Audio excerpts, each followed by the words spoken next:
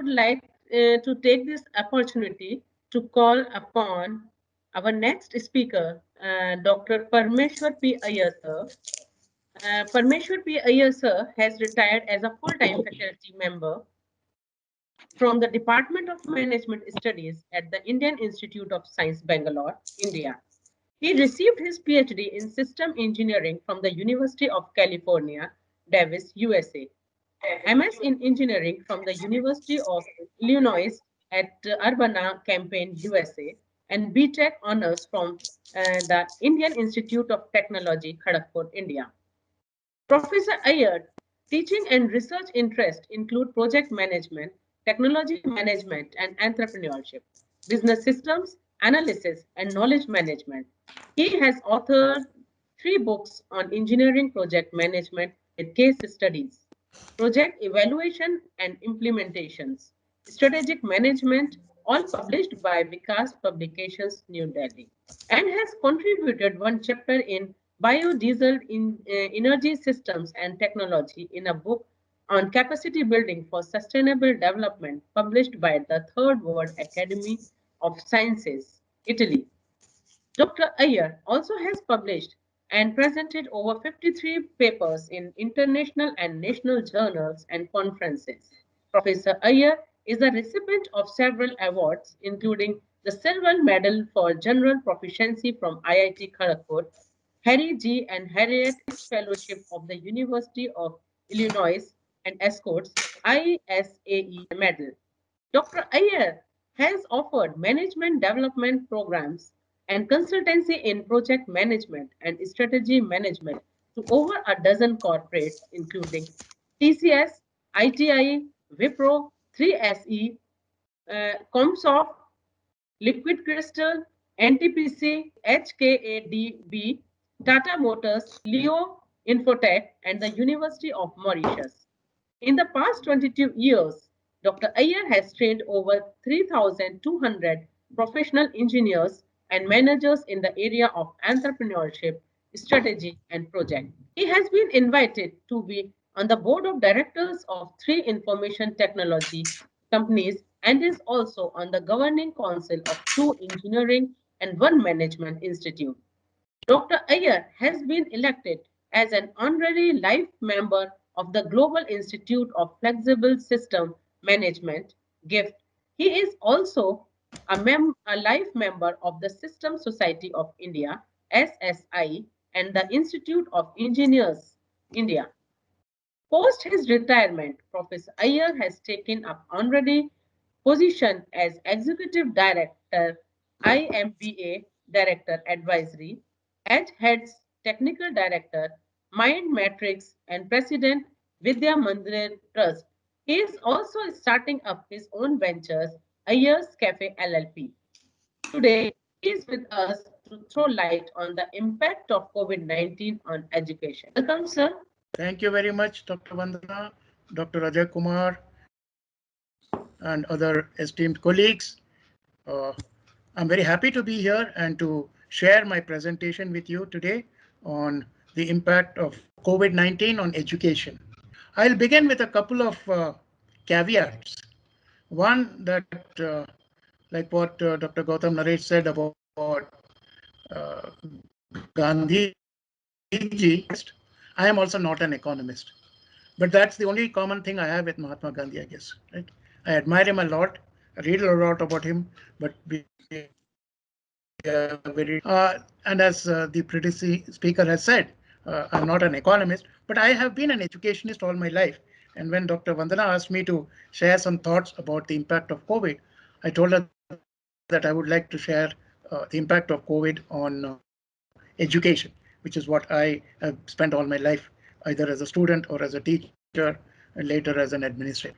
So if you look at this slide, you'll see that from about the Republic Day, 26 January, when this COVID has spread out into the world, it's had a tremendous effect. In fact, I must apologize that this slide, now it's over 2.5 billion students globally have been affected, and we are all wondering how and what we need to do to take this forward. This is the virus that we all know about, and the impact again in June was pretty much all over the world. And now I think it's worse with many more countries. The color scheme here is that the oranges are uh, moderately impacted, the red ones are severely impacted, only the blue ones are ones unaffected. So some parts of Africa, I think Iceland and a couple of East Asian countries are the only ones uh, escaping the impact of COVID. Now, what I want to talk about in the sphere of education is that, COVID has brought about absolutely new paradigms into the way learning is going to happen now. And I call this the 3S. The speed at which learning is going to happen, as we see in this seminar, is going to be much faster because we can access learning materials through the net. We can access knowledge as we need it. The second is the scope of learning is going to be very huge, and it's going to shift from the traditional system where a student was taught what the teacher knew. I think the new scope is now going to be that it will be learner centered and customized education. I've already seen, and I'm also uh, mentoring a couple of startups in education, that homeschooling has caught on very big in places like Bangalore and Delhi and Mumbai, and customized education. The child wants to learn what she wants to learn, and that's what she's going to learn. So scope is going to be very different. And the last thing is the scale. Earlier, in the physical world of brick and mortar, uh, there was always a limitation to the scale to which we could take education, especially at the primary level. We had resource constraints, either availability of buildings or teachers or so many things. With the help of technology and internet, as I will show now, this scale is going to be several times more larger than what it was. As again, because of technology and because of availability of the net and so many learning management softwares and packages, children, large number of children, I don't think anybody is going to be excluded from education because of lack of resources or lack of facilities. So the new normal, in my opinion, is that the post-COVID world of education will be totally different from the old world we had, and this is what the new normal is going to be. I am giving some numbers. I think these need to be again updated, but uh, its impact has been on millions, if not billions, of learners are getting affected. Hundreds of countries are affected, and today close to 75% of all total enrolled learners are using the net to get some kind of learning possible in this. The crisis has also led to financial challenges for educational bodies. It's very important to understand that, and that's where I think the economics comes in. Operational costs, parents demanding to waive off tuition fees. In fact, my wife is teaching in a college, pre-university college, and the parent says, you're not going to college, you're not going to school. Why should we pay the full fees? The probable failure to enroll new students this term, in fact, most of this term is already over, and the cost of ensuring the livelihoods of faculty and staff, right? So if people don't come to college and if students don't pay the fees, and if you're fully funded by yourself, where do you get the money to pay the salaries of the faculty and the staff? In spite of all this, one cannot ignore how digital transformation is acting as a virtual anchor between the desks and the board. So normal teaching would happen in the classroom. The teacher would teach on the board and the student would learn on the desk. Today, the learning is happening via internet, where the learner is appearing on a screen and the learner is learning from the screen. Some global education bodies are acting out of altruism to work for the greater cause and opening up the doors of opportunities. And UNESCO has listed several educational tools or platforms that are now available for students and teachers for free worldwide. Let me quickly explore the various challenges the education sector has been facing during this pandemic and the solutions that have been introduced by digital transformation. One is the challenge of education continuity, right? Education continuity is at a great risk due to the economic slump that has uprooted almost every industry worldwide. Here are some of the challenges brought on through COVID. Managing cash flow, right? Sudden change of events has jeopardized enrollments, as I just mentioned, that would have started around March and April, and we now at the end of October and looking into November, and we are wondering whether students are all going to enroll or not. In a survey that asked university presidents to name their primary worries about the pandemic, 42% said that enrollment was the top of the list. All over the world, whether it's the US, Europe, Australia, Japan, China, India, unless students come to classes or unless students enroll, it's very difficult. And the existing students are demanding tuition fee refunds as online learning is cheaper than traditional model of education. Residential faculty, facilities for students, parking, various things are falling. And as a result, institutions are finding it difficult to sustain themselves economically. Here are some of the solutions for effective management of cash flows.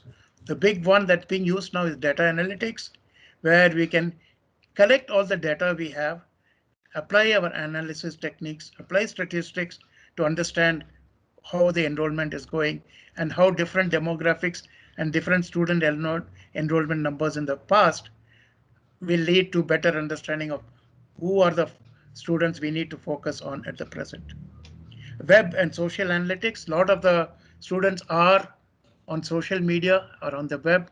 We can try to find out what their interests and whether we can get them to enroll for our courses. I'm talking about enrollment in formal universities, in colleges, in online learning platforms, in massively MOOC organized online courses, in Coursera. All kinds of people are now worried about how to enroll students. The next way is to try and form agile teams that can communicate readily, immediately over the phone with students and parents. So in one of our online learning platforms, we are calling it Learn for Life. We have a 24 by 7 mechanism to answer the calls of parents and students who wish to enroll for some of these courses. And we need to assure that health will be prioritized and precautions will be taken when everything opens. Fostering communication, as I said, it's very important to maintain communication with all the stakeholders of the system, from the owners, the proprietors, the directors, the administrators, the managers, the government, the regulators, and most importantly, the parents and the students. We have to mend the technological gap, and this is a very good attempt that governments are making all over the world to see that, while virtual learning becoming the sole medium of education, there are many of the students and many of the teachers actually are also facing challenges of familiarizing themselves with technology.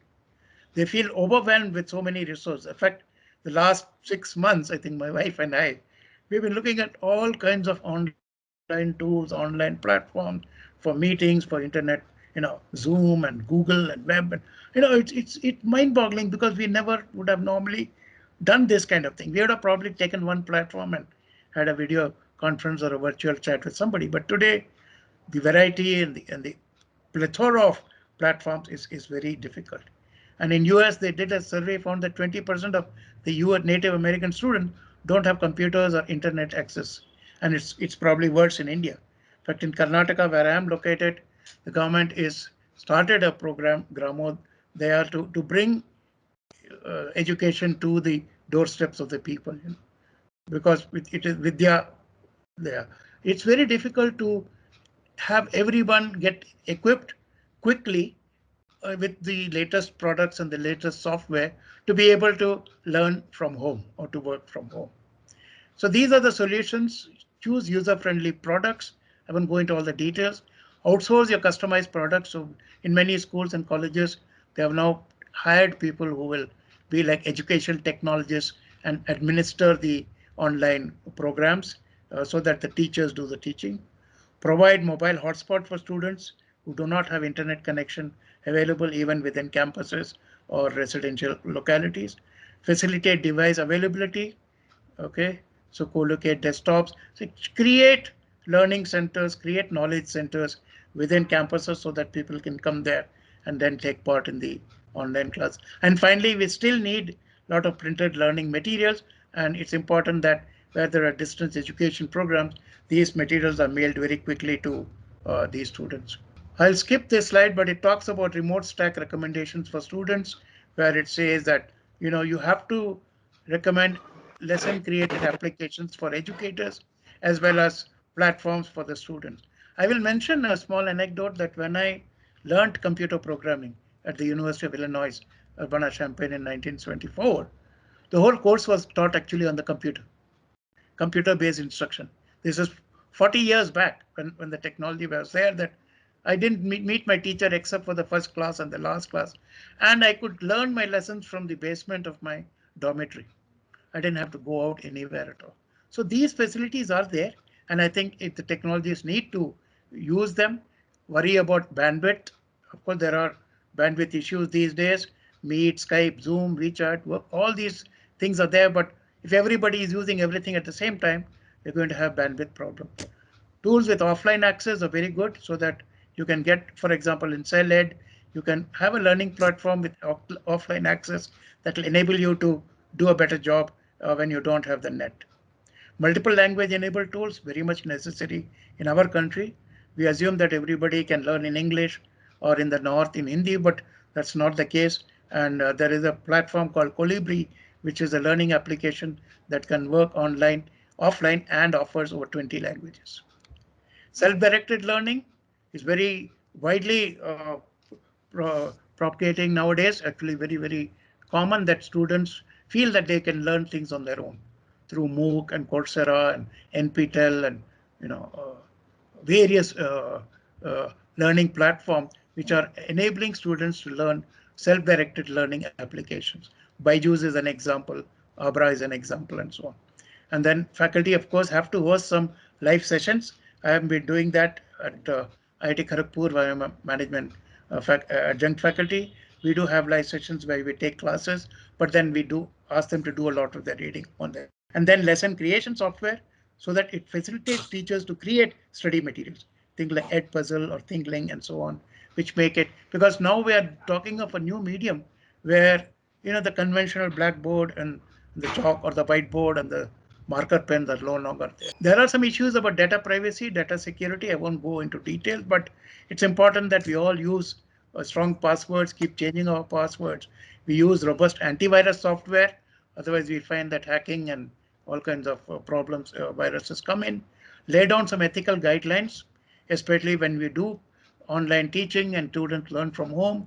I think it's important that they mute their mics when they're not talking. They don't have other family members in the room. They're not in their night dresses. They're come to the class as well dressed as they would when they were coming to school. Be aware of spam, because anything we do on the net, somebody gets hold of it, you get a lot of related questions. So if I say that I'm interested in starting up a new venture, I don't know how people come to know. ICICI Bank comes and asks me, sir, do you want to open an account with me? So there's a lot of spam going on. I don't know how that's happening. And rely on in-house SaaS products, which are widely catching on the thing. So the sum is, I'm running a little close on time. So we need to offer an integrated platform to eliminate a lot of this confusion. As educators and people, as both teachers and learners, we have to evaluate the various options in terms of software applications, conduct a detailed analysis of different open source resources available, and consider integrated platforms where you can have, on one system, the entire facet of the online learning, from marking attendance to taking the classes, to conducting the test, to doing the evaluation, to giving the grade cards. Everything can be done on a single platform. And these are various features. I won't again go into the technical detail, but I think like drag and drop, auto assign, student dashboards can be created where students can learn from each other. And even in things like Microsoft Teams and Google Meet, you can have breakout rooms where students can do the tutorials, do their discussion, do their problem solving. In my courses in project management and entrepreneurship, I create the breakout rooms where the students sit and work on their study projects so that they don't get disturbed by the other. So we can have 9, 10 breakout rooms within one class and assign the students to work in these rooms and learn how to solve the problems, whether it's maths, physics, entrepreneurship, or project management. And here's one example of net solutions, which have been used in many places.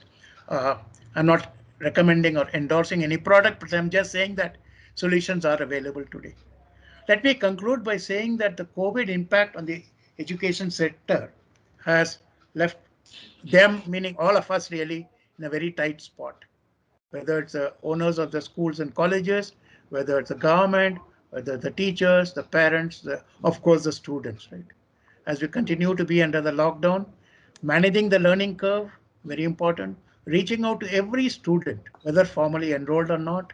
And this is an opportunity, actually, it's a blessing in disguise that with the new normal, as I mentioned, with the better scope, better scale, and better speed, today there is a way by which we can create the technology and the social means to ensure that education reaches out to everybody. The last person in the last village, as Mahatma Gandhi had said, has an opportunity now to benefit from it if we are smart, if we are sensible, and we create a safe remote learning environment. That's very important. And of course, I am not saying that there's going to be a magic wand, it won't get solved. But I think if we take some of these steps, we might end up with a situation where 5 years or 10 years from now, all children don't need not have to go to brick and mortar schools and classrooms. Lot of the learning can happen away from the physical infrastructure, using the IT infrastructure, study from home, work from home, and perhaps we might end up with a hybrid system where we will do a little bit of what we are doing in the Gurukul kind of system earlier, but we'll do more things using the power of information technology. I'm very thankful to all of you for your kind attention, and I'm very, very grateful to Dr. Ajay Kumar and Dr. Vandana Raghav for giving me this opportunity. If there are any questions, I'll be happy to take. Thank you. Thank you very much.